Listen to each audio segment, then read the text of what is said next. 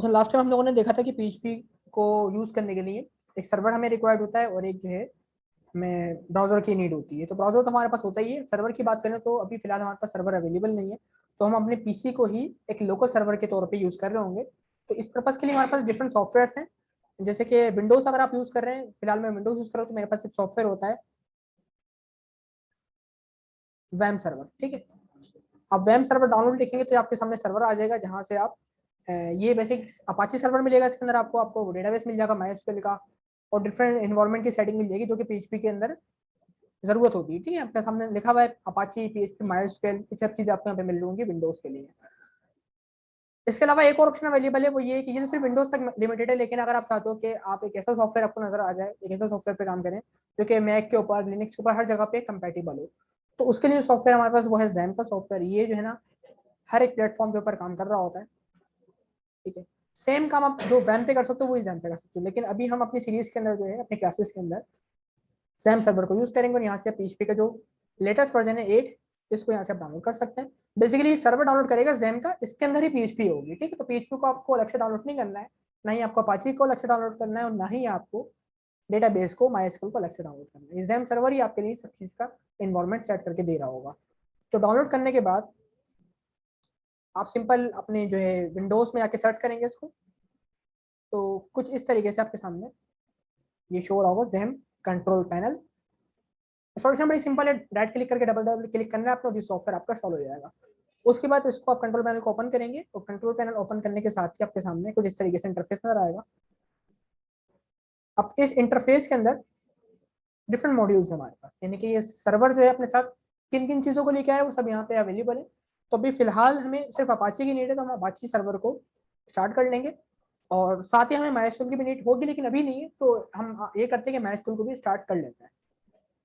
बाकी बाकी जो फर्दर चीज़ हमारे पास अवेलेबल है, इसकी मुझे कोई खास जरूरत नहीं है।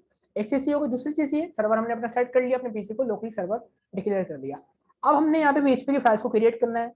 तो जिस तरीके से एचटीएमएल की फाइल्स होती हैं, एचटीएमएल की वेबसाइट होती है, जिसको आप कहीं पे भी क्रिएट कर लेते हो, डेस्कटॉप के ऊपर, डी ड्राइव में, ई ड्राइव में, तो उस तरीके से यहाँ पे काम नहीं होता है। यहाँ पे एक स्पेसिफिक लोकेशन है पीएचपी की फाइल को सेव करने की, क्योंकि पीएचपी की फाइल डायरेक्टली ब्राउजर पे हिट नहीं करेगी, पीएचपी की फाइल सर्वर पे जाएगी, सर्वर से होते हुए ब्राउजर तक आएगी।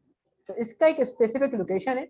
उस लोकेशन पे जाने के लिए आप सिंपल इसी कंट्रोल पैनल पे आएंगे, और यहाँ पे जो एक्सप्लोर का बटन है उस पर क्लिक करके एक विंडो एक्सप्लोरर ओपन कर लेंगे। तो ये आपके पास फाइल डायरेक्टरी है जो कि जैम सर्वर की है। आप देख सकते हैं सी ड्राइव में मैंने इंस्टॉल किया है, और उसके बाद जो है जैम का फोल्डर है, और जैम के फोल्डर के अंदर जो है ना हमारे पास डिफरेंट किस्म के फोल्डर्स नजर आ रहे हैं। इनमें से जो हमारा रूट फोल्डर है, रूट फोल्डर मतलब कि जहाँ पे हम अपनी फाइल्स को, पीएचपी की फाइल्स को स्टोर कर रहे होंगे, वो जो रूट फोल्डर है, डायरेक्टरी है, उसका नाम है htdocs। आपने htdocs को के अंदर जाना है बेसिकली, यहाँ पे आपको डिफरेंट फोल्डर नजर आ रहे होंगे, इससे हमें कोई कंसर्न नहीं है। हम यहाँ पे एक अपना फोल्डर क्रिएट कर लेंगे, और उसी फोल्डर में अपनी तमाम फाइल्स को पीएचपी की मैनेज कर रहे होंगे। ठीक है, यानी कि पीएचपी की फाइल को स्टोर करने का जो पाथ है वो है आपका पीसी, उसके बाद आपके ड्राइव, ड्राइव के अंदर आपका जैम जहाँ पे आपने स्टोर किया हुआ है, और जैम के अंदर htdocs, और htdocs के अंदर आके एक फोल्डर क्रिएट कर लें आप।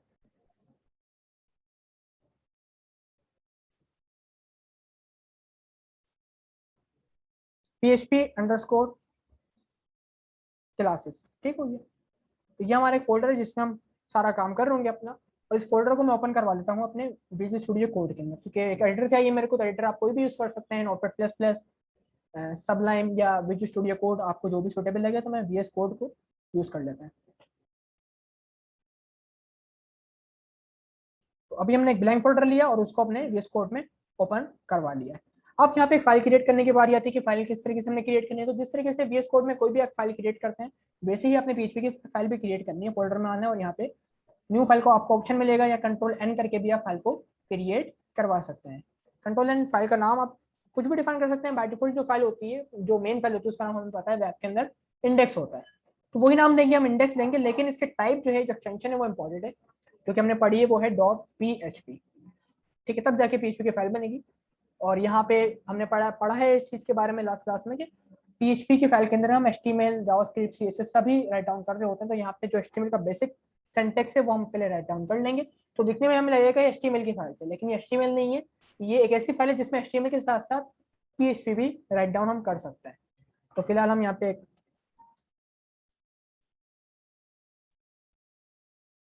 फाइल क्रिएट करते हैं और फाइल के बाद इसका देखते हैं आउटपुट। अच्छा, एक हेडिंग भी क्रिएट कर लेते हैं एचटीएमएल की, क्योंकि एचटीएमएल है हमारे पास। तो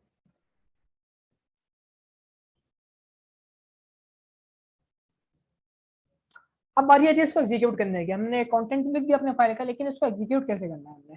तो एग्जीक्यूट करने के लिए आप सिंपल अपने किसी भी ब्राउजर की तरफ जाएंगे। ब्राउजर पे आने के बाद सिंपल आप लिखेंगे यहाँ पे लोकल होस्ट, अपने यूआरएल बार में लिखेंगे लोकल होस्ट। लोकल होस्ट का मतलब है कि आप टारगेट कर रहे हो अपने अपाची सर्वर को। लोकल होस्ट लिखने के बाद आप यहाँ पे जो है ना स्लैश ऐड करेंगे, और आपके जो एचटीडॉक्स में फोल्डर बनाया था अभी आपने, पीएचपी क्लासेस का मैंने फोल्डर बनाया था, आपने जो भी फोल्डर बनाया होगा उस फोल्डर का यहाँ पे नाम आएगा स्लैश के बाद php_classes। तो इस फोल्डर की तमाम फाइल यहाँ पे आपके सामने आ रही होंगी। तो आपने जैसे हिट किया तो आपके सामने जो इंडेक्स फाइल है ऑटोमेटिक हिट कर गई है, क्योंकि इंडेक्स फाइल ऐसी फाइल थी जो कि आप कॉल नहीं भी करें तो कॉल हो जाती है। यानी कि अगर आप यहाँ पे नाम लिख भी देते हैं इस तरीके से इंडेक्स डॉट php, तब भी फाइल एग्जीक्यूट हो रही होती है फर्स्ट क्लास वाली, और यहाँ पे लिखा हमारा हेलो php। ठीक होगा। तो ये सिंपल सा तरीका है फाइल्स को कहाँ पे स्टोर करना है आपने और किस तरीके से इसको यूज करवाना है। हालांकि इस फाइल में अभी हमने php का कोई खास कोड लिखा नहीं है। इसके बाद अगर आपने कुछ पीएचपी के वर्क करना है, यानी कि अगर आपने कुछ प्रिंट आउट करना है विद हेल्प ऑफ पीएचपी, जो पीएचपी की अपनी कमांड्स हैं या वेरिएबल्स डिक्लेयर करना है, वो सारे काम हम करेंगे। लेकिन अभी के लिए सिर्फ इतना करते हैं कि जो बेसिक पीएचपी कमांड है उसके थ्रू कुछ राइट डाउन करने की कोशिश करते हैं। तो आपने इस फाइल के अंदर ब्लॉक ओपन करने पीएचपी के कुछ इस तरीके से। ये हमारे पास है पीएचपी के ब्लॉक्स, यानी कि फाइल तो बेशक पीएचपी की है, लेकिन पीएचपी के फाइल के अंदर जो है ना, आप ये नहीं कि कहीं पे भी पीएचपी राइट डाउन करना शुरू कर देंगे। आप पीएचपी के बकायदा ब्लॉक ओपन करेंगे, और इन ब्लॉक्स के अंदर जिस तरीके से आपने सीएसएस पढ़ी होगी, तो आपने हेड पोर्शन में स्टाइल ओपन स्टाइल क्लोज किया होगा, या जावास्क्रिप्ट में स्क्रिप्ट ओपन स्क्रिप्ट क्लोज किया होगा, उसके अंदर ही आप स्क्रिप्टिंग करते हैं सेम। क्योंकि पीएचपी में स्क्रिप्ट है तो आपने वो एरिया डिफाइन करना है कि ये वो एरिया है जहाँ पे मैं अपनी पीएचपी के स्क्रिप्ट राइट डाउन करने वाला हूँ। और यहाँ पे जो बेसिक हमारी कमांड होती है पीएचपी के अंदर किसी भी चीज को प्रिंट आउट करने की, वो है एको। और एको के बाद आप डबल कोड में, अगर स्ट्रिंग है तो डबल कोड में आप राइट डाउन कर सकते हैं, जैसे कि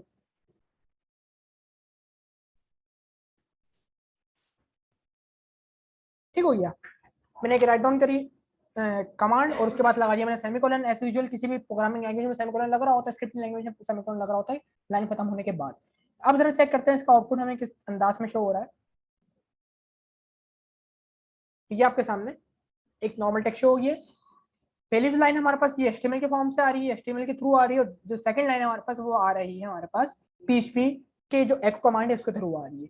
अच्छा, ये तो बिल्कुल नॉर्मल टेक्स्ट है, लेकिन आप चाहो एको कमांड के अंदर पीएचपी के अंदर एचटीएमएल के जो भी एलिमेंट्स है हमारे पास, हेडिंग पैराग्राफ, उन सबको भी प्रिंट आउट कर सकते हो। जस्ट लाइक कि आप इसको भी हेडिंग के अंदर ही कन्वर्ट कर सकते हैं। बिल्कुल ये चीज पॉसिबल है।